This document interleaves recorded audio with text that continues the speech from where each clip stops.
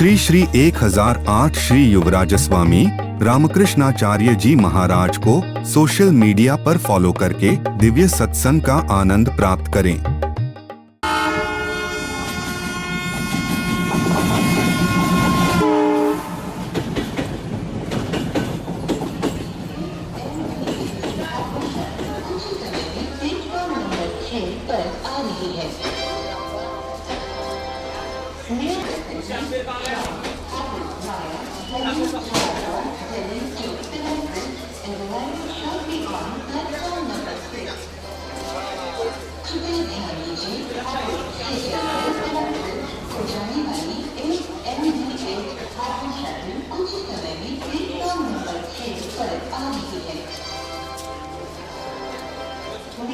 भाई साहब, ओ भाई साहब, जरा सुनिए तो।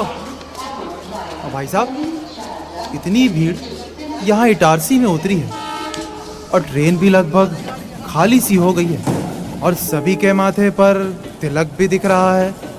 क्या यहाँ कोई तीर्थ स्थान है? हाँ भैया, हमारे लिए इटारसी तीर्थ स्थान से भी बढ़कर है। यहाँ हमारे गुरुजी विराजते हैं। अच्छा, तो कोई सेलिब्रेशन, I mean सत्संग या उत्सव है? सेलिब्रेशन नहीं, ग्रैंड मिलेनियम सेलिब्रेशन। हमारे परमाचार्य शेषावतार श्री रामानुज स्वामी जी का सहस्त्राब्दी महोत्सव है। अच्छा, वही रामानुजाचार्य जी जिनकी बात हमारे प्रधानमंत्री नरेंद्र मोदी जी ने इंडिपेंडेंस डे पर अपनी स्पीच में कही थी। हाँ, सही कहा आपने। भैया, मैंने उनके बारे में पढ़ा तो है, लेकिन डिटेल में जानना चाहता हूँ। प्लीज आप कुछ बताएंगे? हाँ हाँ, क्यों नहीं। पहले अपना नाम तो बताइए। अभिषेक। और आप? मेरा नाम मुकुंद है। हाँ तो अभिषेक जी, आप भी हमारे साथ उत्सव में चलिए। आपको श्री रामानुज स्वामी जी के बारे में बताता चलूँगा।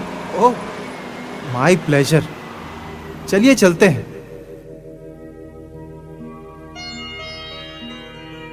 मुकुंद भैया, रामानुज स्वामी जी को शेषावतार क्यों कहते हैं? अभिषेक जी, जिन शेष जी ने त्रेता युग में लक्ष्मण जी, द्वापर में बलराम जी के रूप में अवतार लिया था, वही कलयुग में आचार्य बनकर श्री रामानुज स्वामी जी के रूप में जीवों के कल्याण के लिए प्रगटे हैं। ओहो, मुकुंद भैया, जरा डिटेल में बताइए ना। जरूर, लीजिए सुनिए। मंगल विग्रह कमल नयन, अपने सौंदर्य से कोटि कामदेव को भी लज्जित करते हुए करोड़ों सूर्य की भांति दैदीप्यमान, कमल के समान सुकुमार, श्याम कांति, शंख चक्र गदा पद्म धारण किए हुए तथा दिव्य आभूषणों से विभूषित परम पदनाथ भगवान श्रीमन नारायण, जगन माता तीनों महिषियों श्रीदेवी, भूदेवी एवं नीला देवी के साथ सुखपूर्वक शेष सिंहासन पर विराजमान है।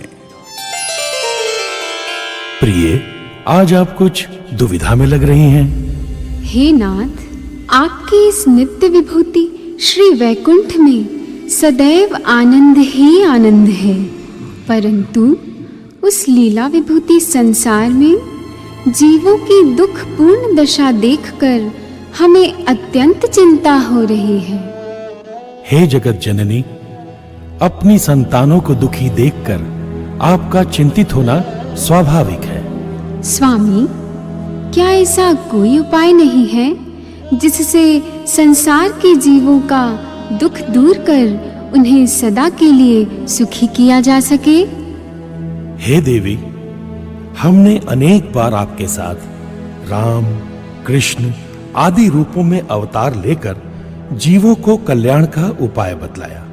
इसके उपरांत हमारी आज्ञा से अनेक नित्य पार्षदों और सूर्यों ने आचार्य स्वरूप में संसार में अवतार लेकर जीव कल्याण के लिए दिव्य उपदेश किया, लेकिन माया से मोहित जीवों ने यही माना कि उन्हें वैकुंठ दुर्लभ है।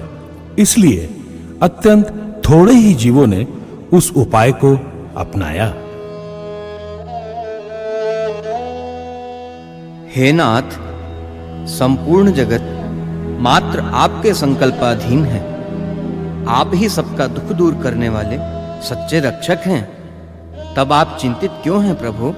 हे शेष जी, एक ओर सुख, आनंद, प्रकाश है, वहीं दूसरी ओर दुख, कष्ट, अंधकार है। परंतु जीवात्मा दूसरी ओर ही फिसलता जाता है। उसे सन्मार्ग पर लाने के लिए आप स्वयं भूमंडल में अवतार लीजिए। हे प्रभु, आप तो अघटन को भी घटित करने वाले हैं, फिर भी इस दास का गौरव बढ़ाने हेतु ऐसी अभिलाषा प्रकट कर रहे हैं? नहीं नहीं शेष जी, हमें विश्वास है चिरकाल से दुखी संसारी जीव आपके उपदेश द्वारा हमें प्राप्त कर सदा के लिए सुखी हो जाएंगे, और उन्हें सुखी देखकर हम दंपति भी आनंद का अनुभव करेंगे। स्वामी की अभिलाषा पूर्ण करना दास का कर्तव्य है, परंतु परंतु क्या? आप बीच में ही क्यों रुक गए? क्या आपके मन में कोई शंका है? हे करुणा सागर, लीला विभूति में आपकी माया का प्रभाव अत्यधिक है। अतः निवेदन है कि यदि स्वामी उचित समझें तो दास को नित्य विभूति एवं लीला विभूति दोनों का अधिकार प्रदान करने की कृपा करें, जिससे असंख्य संसारियों को आपके धाम में लाने का कार्य संपन्न हो सके। आपने बड़ी चतुराई से हमारी उभय विभूतियों का अधिकार मांग लिया है। हे स्वामी, श्री शेष जी की यह अभिलाषा जीव कल्याण में अति सहायक सिद्ध होगी। लीजिए, अब तो आपको अपनी माता का पुरस्कार भी प्राप्त हो गया है। ठीक है, हम आपको अपनी दोनों विभूतियों का अधिकार प्रदान करते हैं। कृपा निधान, आपका बड़ा उपकार है। शेष जी, अवतार लेने के पश्चात आपके चरण संबंध मात्र से जीव हमें प्राप्त कर लेगा, चाहे वह कितना भी बड़ा अपराधी क्यों न हो। जो आपके बतलाए मार्ग पर चलेगा, उसे हम जन्म मरण के चक्र से छुड़ाकर अपने धाम में निज सेवा प्रदान करेंगे और सदा के लिए सुखी कर देंगे। अतः आप अतिशीघ्र जीवों के उद्धार के लिए संसार में अवतार लीजिए। जो आज्ञा प्रभु। आपका यह दास मृत्युलोक में अवतार लेकर जन जन को श्री चरणों की सेवा हेतु प्रेरित करने के लिए उत्सुक है। आज्ञा दें प्रभु, आज्ञा दें।